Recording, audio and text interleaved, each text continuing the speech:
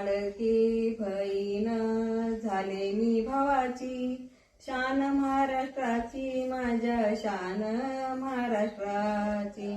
राखी पौर्णिमेला राखी मी बांधिली, जलमाची भाकर भावाने ओवाळणी दिली. लाडकी बहीण झाली मी भावाची, शान महाराष्ट्राची, माझ्या शान महाराष्ट्राची. भावाला अभिमान नाही धनाचा, बंधू एकनाथ आहे मोठ्या मनाचा. लाडकी बहीण झाली मी भावाची, शान महाराष्ट्र.